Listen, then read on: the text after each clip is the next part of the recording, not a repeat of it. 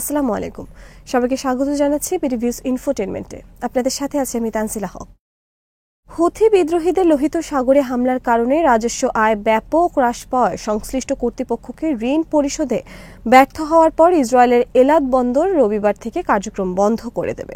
ইসরায়েলের ব্যবসা ও অর্থনীতি বিষয়ক সংবাদপত্র দ্য ক্যালকালিস্ট বৃহস্পতিবার জানিয়েছে, এলাদ পৌরসভা বকেয়া কর পরিশোধ না করায় বন্দরের ব্যাংক অ্যাকাউন্ট ফ্রিজ করে দিয়েছে, যার পরিমাণ আনুমানিক 1 কোটি শেকেল বা $30 লাখ। সংবাদপত্রটি জানায়, ইয়েমেনি গোষ্ঠীটির হামলার কারণে বন্দরের আয় ব্যাপকভাবে কমে গেছে। বিস্তারিত এবারের প্রতিবেদনে।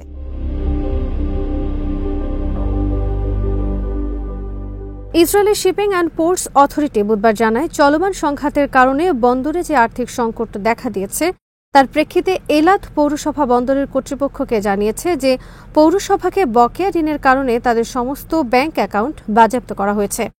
তারা আরও জানায়, ফলে এলাদ বন্দর এই রবিবার থেকে সম্পূর্ণভাবে বন্ধ হয়ে যাবে এবং সকল কার্যক্রম বন্ধ করে দেবে।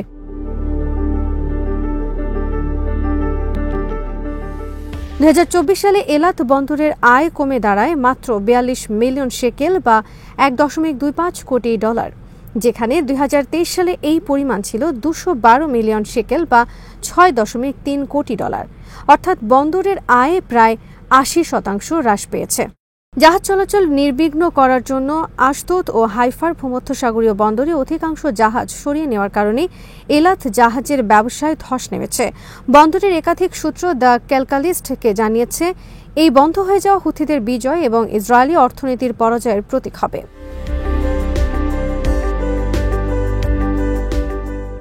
ইয়েমেনের হুথি বিদ্রোহীরা, যারা আনসারুল্লাহ নামে পরিচিত, 2023 সালের অক্টোবরের পর থেকে গাজা ইসরায়েলের যুদ্ধের প্রতিবাদে লোহিত সাগরে ইসরায়েলগামী জাহাজ ও নিজেই ইসরায়েলকেও লক্ষ্য করে হামলা চালাতে শুরু করে।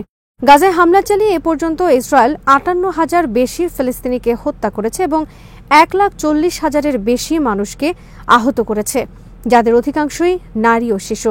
আন্তর্জাতিক দাতব্য সংস্থা সেভ দ্য চিলড্রেন এর মতে প্রায় 21,000 শিশু নিখোঁজ রয়েছে বলে ধারণা করা হচ্ছে। ইসরায়েলের ডানপন্থী দল ইসরায়েল বেইত হানুনের এমপি ওদেদ ফোরার মিডল ইস্ট আইকে বলেন, বন্দরের বন্ধ হয়ে যাওয়া ইসরায়েল সরকারের জন্য এক কলঙ্ক চিহ্ন।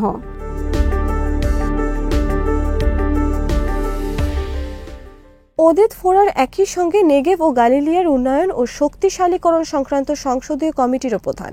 তিনি আরও বলেন, সরকার এলাদগামী শিপিং রুট থেকে হুমকি সরিয়ে নিতে ব্যর্থ হয়েছে, যার ফলে কার্যত ইসরায়েল রাষ্ট্রের দক্ষিণাঞ্চলীয় বাণিজ্যিক প্রবেশপথ বন্ধ হয়ে গেছে। তিনি বলেন, আমরা বহু মাস ধরে হুঁশিয়ারি দিয়ে আসছিলাম যে হুথি হুমকি মোকাবেলায় ব্যর্থতা এলাদ বন্দরের পতনের কারণ হবে। সরকার তাতে পাত্তা দেয়নি।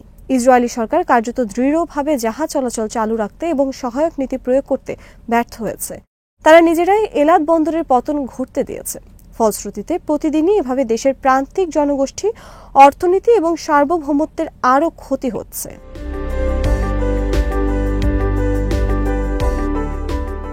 যুদ্ধ শুরুর আগে এলাদ বন্দরের প্রধান লাভজনক ব্যবসা ছিল ইসরায়েলে আসা নতুন গাড়ি খালাস করা। 2023 সালে প্রায় 1,50,000 গাড়ি বন্দরে খালাস করা হয়েছিল এবং 134টি জাহাজ সেখানে নোঙর করেছিল। অথচ 2024 সালে একটিও গাড়ি খালাস হয়নি এবং জাহাজ সংখ্যা কমে 64তে নেমে আসে। 2025 সালের মে মাস পর্যন্ত পুরো বছরে মাত্র 6টি জাহাজ এলাদ বন্দরে নোঙর করেছে।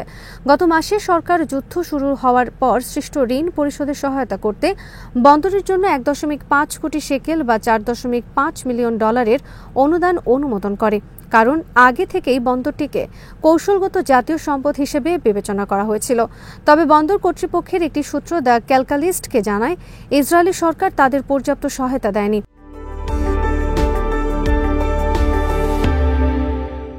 বন্দরের কর্মকর্তারা বলেন, রাষ্ট্র তাদের সহায়তা করেনি, উল্টো প্রত্যাশা করেছিল যে একটি ব্যক্তি মালিকানাধীন প্রতিষ্ঠান নিজের মতো করেই টিকে থাকবে, যেভাবে বন্দরটি 1 বছর 8 মাস ধরে নিজেদের একক চেষ্টায় টিকেছিল। একজন বন্দরের কর্মকর্তা বলেন, তারা আমাদের কুকুরের সামনে ছুড়ে দিয়েছে। এটা ভয়াবহ। এলাদ বন্দর বন্ধ হওয়ার মাধ্যমে ইসরায়েলের অর্থনীতির বিরুদ্ধে হুথিদের বড় ধরনের বিজয়। আর্থিক ক্ষতির কারণে বন্দরের কর্মকর্তারা এরই মধ্যে অনেক কর্মীকে ছাঁটাই করতে বাধ্য হয়েছেন। বন্দরের শ্রমিক ইউনিয়নের প্রধান গত মাসে জানান, তাদের 113 জন কর্মী ছিল আর এখন মাত্র 47 নিয়ে তারা কাজ করছেন। এলাদ বন্দরে অনেক শ্রমিক আছে যাদের কোনো বেতন নেই, এমনকি বেকার ভাতা পর্যন্ত নেই।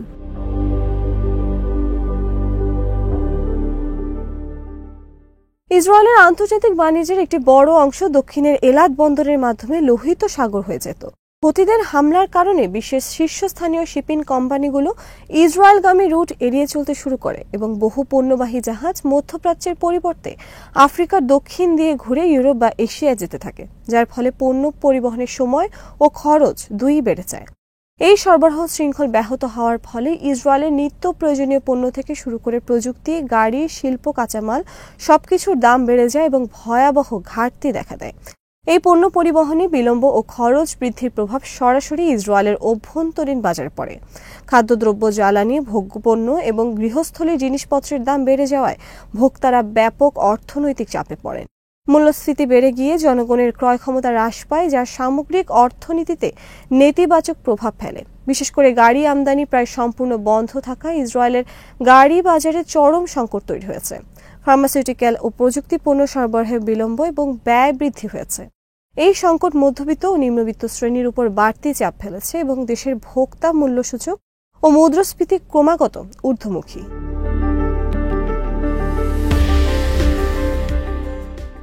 ইসরায়েল যুদ্ধাবস্থায় থাকলেও এলাদ ছিল একসময় পর্যটন এবং বাণিজ্যিক বিনিয়োগের গুরুত্বপূর্ণ কেন্দ্র।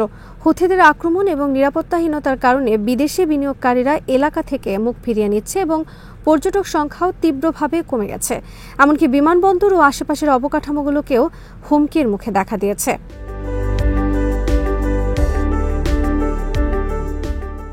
এলাদ বন্দর ইসরায়েলের একমাত্র দক্ষিণাঞ্চলীয় সমুদ্র প্রবেশ পথ, যা ভারত মহাসাগর এবং এশিয়ার সঙ্গে সরাসরি সংযোগ স্থাপন করে।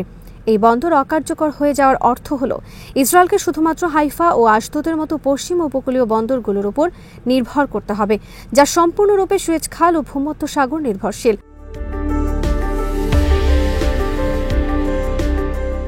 হুথি এবং অন্যান্য বিরোধীদের দ্বারা এই কৌশলগত সংকীর্ণতায় পড়া ইসরায়েলের নিরাপত্তার জন্য বড় হুমকি। হুথিরা সামরিকভাবে অপেক্ষাকৃত দুর্বল ও সীমাবদ্ধ পরিসরে যুদ্ধ করা একটি বিদ্রোহী গোষ্ঠী, কিন্তু তাদের দ্বারা ইসরায়েলের একটি গুরুত্বপূর্ণ বন্দর কার্যত অচল হয়ে পড়া এবং রাষ্ট্রীয়ভাবে অর্থনৈতিক বিপর্যয়ে পড়া ইসরায়েলের আন্তর্জাতিক ভাবমূর্তিতে বড় ধাক্কা দিয়েছে। এতে যুক্তরাষ্ট্র ও পশ্চিমা মিত্রদের চোখেও ইসরায়েলের সামর্থ্য ও প্রস্তুতি নিয়ে প্রশ্ন উঠেছে।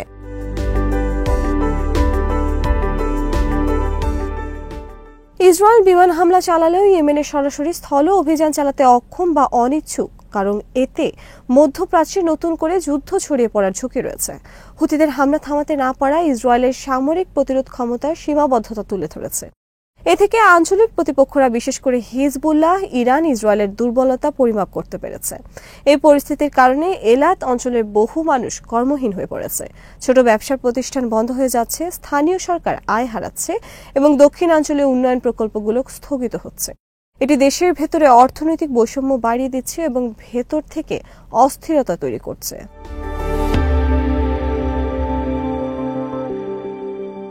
বিশ্বের শীর্ষস্থানীয় শিপিং কোম্পানি যেমন মাইরক্স, হাপাগ-লয়েড, IMAC ইতিমধ্যেই ইসরায়েলগামী রুটগুলো থেকে তাদের জাহাজ সরিয়ে নিয়েছে। এতে ইসরায়েল একটি অনিরাপদ গন্তব্য হিসেবে চিহ্নিত হয়েছে আন্তর্জাতিক বাজারে। এই নিরাপত্তাহীনতা শুধু শিপিংয়ে নয়, বরং বিদেশি বিনিয়োগ এবং লজিস্টিক ইনফ্রাস্ট্রাকচারেও আঘাত এনেছে।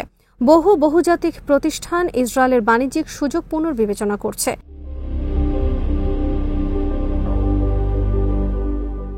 বিশ্বব্যাপী যেসব দেশ তাদের পণ্য সরাসরি লোহিত সাগর হয়ে ইসরায়েলে পাঠাতো, যেমন চীন, ভারত, দক্ষিণ কোরিয়া, থাইল্যান্ড, তাদের সঙ্গেও ইসরায়েলের বাণিজ্য ঘাটতি বেড়ে যাচ্ছে। ইসরায়েলের সামরিক সরঞ্জাম, রসদ এবং যন্ত্রাংশের একটি উল্লেখযোগ্য অংশ এলাদ বন্দরের মাধ্যমে আসত। যুদ্ধকালীন অবস্থায় যখন গাজা, লেবানন ও সিরিয়া সীমান্তে একযোগে উত্তেজনা চলছে, তখন সামরিক, লজিস্টিক ও রসদের ধীর গতিতে সেনাবাহিনীর সক্ষমতা হ্রাস পাচ্ছে। বিশেষজ্ঞদের মতে আমেরিকা বা ইউরোপ থেকে ইসরায়েলে অস্ত্র ও রসদ পাঠানোর ক্ষেত্রে হুথি বাধা সৃষ্টি করে ইসরায়েলের প্রতিরক্ষা প্রস্তুতিতে দুর্বলতা সৃষ্টি করছে, যা একটি যুদ্ধরত রাষ্ট্রের জন্য মারাত্মক দুর্বলতা।